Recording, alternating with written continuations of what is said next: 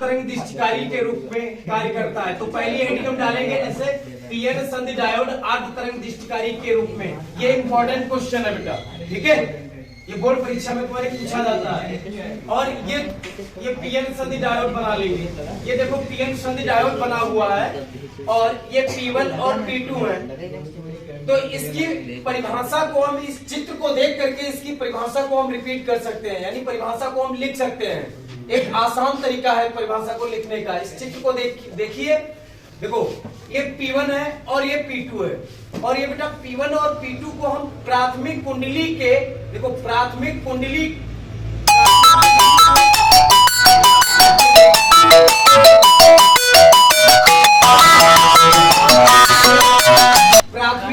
के मेंस से जोड़ देते हैं। देखो P1 और P2 को किससे जोड़ते हैं बेटा, ये प्राथमिक कुंडली है हमारी, तो P1 और P2 को प्राथमिक कुंडली के मेंस से जोड़ देते हैं। फिर क्या करते हैं, ये क्या है, ये संधि डायोड है, यानी डायोड। एक डायोड को P क्षेत्र की ओर S1 सिरे से, डायोड को P क्षेत्र की ओर S1 सिरे से द्वितीयक कुंडली से जोड़ देते हैं।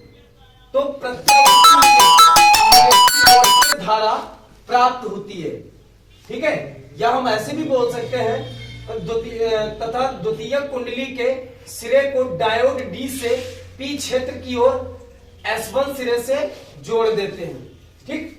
फिर तो तब क्या प्राप्त होती है, VIN, यानी इसको जो है प्रत्यावर्ती निवेशी वोल्टेज बोला जाता है, ठीक है, प्रत्यावर्ती निवेशी वोल्टेज धारा प्राप्त होती है।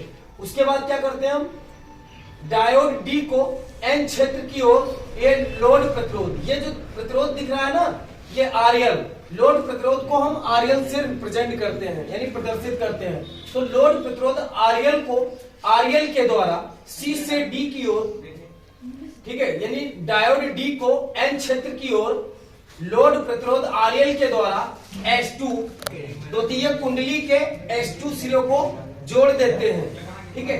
तब धारा C से D की ओर बहती है, ठीक। और लोड प्रतिरोध RL के द्वारा ये निर्गत प्रत्यावर्ती वोल्टेज धारा प्राप्त होती है, ठीक है। जब यानी डायोड D को N क्षेत्र की ओर लोड प्रतिरोध RL के द्वारा S2 सिरे से जोड़ देते हैं, तब ये निर्गत प्रत्यावर्ती वोल्टेज यानी V सफिक्स आउट, तो ये धारा प्राप्त होती है। फिर इसके बाद बेटा हम हेडिंग डालेंगे क्रियाविध हेडिंग डालेंगे। तो क्रियाविध में ये दो चित्र देखो, इन दो चित्रों से हम क्रियाविध की डिफिनेशन लिख सकते हैं। बहुत आसान तरीका है लिखने का, ठीक है। और वीडियो में नहीं यार, क्रियाविध का देखिए, ये निवेशी प्रत्यावर्ती वोल्टेज है, इसमें ये एक चक्कर है, ये आधा चक्कर यहाँ तक होता है T/2, और ये पूरा एक चक्कर कहां से कहां तक माना जाता है बेटा, यहाँ से यहाँ तक, ठीक। और निर्गत में जो धारा है ये हमारी कट करके बहती है, ये देखो कटा हुआ है, ये नीचे का जो है ये कटा हुआ है, ठीक है, तो ये कटा हुआ है, यानी निर्गत प्रत्यावर्ती वोल्टेज में धारा जो है कट करके बहती है। तो इसको क्रियाविध में हम परिभाषा कैसे लिखेंगे, देखिए क्रियाविध की परिभाषा लिखने के लिए हमने एक आसान ट्रिक तुमको बताई है। एक बहुत ही आसान तरीका है जिससे क्रियाविध की परिभाषा लिखी जा सकती है। वो क्या है, एक तरफ देखो हमने परिभाषा को याद करने का ये सरल तरीका है। हमने एक तरफ VL लिख दिया और दूसरी तरफ नीचे देखो V आउट लिखा है। उसके बाद इन दोनों को ये द्वितीयक कुंडली लिखी हुई है, ठीक। तो इसकी परिभाषा हम कैसे बोलेंगे, जब निवेशी प्रत्यावर्ती वोल्टेज में, जब निवेशी प्रत्यावर्ती वोल्टेज में पहले या वोल्टेज के पहले आधे चक्र में, निवेशी प्रत्यावर्ती वोल्टेज के पहले आधे चक्र में द्वितीयक कुंडली का, ये देखो द्वितीयक कुंडली लिखा हुआ, द्वितीयक कुंडली का A सिरा या सिरा A B के सापेक्ष धनात्मक होता है, जब बी के सापेक्ष धनात्मक होगा तब जो है पीएन संधि डायोड हमारा ये क्या होगा, अग्र अभिनत में होता है।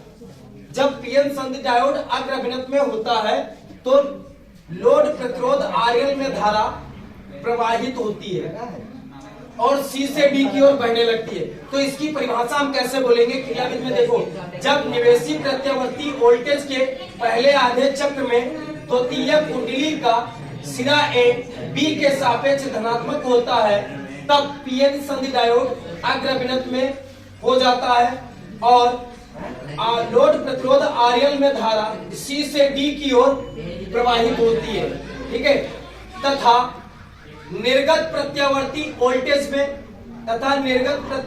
वोल्टेज के द्वितीय कुंडली में सिरा ए बी के सापेक्ष ऋणात्मक होता है तब पीएन संधि डायोड उत्क्रम अभिनत में हो जाता है।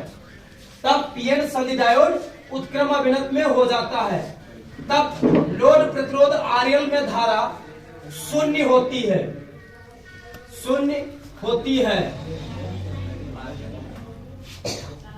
तब लोड प्रतिरोध आरएल में धारा शून्य होती है। अतः इससे निष्कर्ष निकलता है कि जो है पीएन संधि डायोड इस प्रकार अर्ध तरंग दिष्टिकारी के रूप में कार्य करता है या अर्ध तरंग दिष्टिकारी की भांति कार्य करता है। ठीक, ओके, समझ में आया।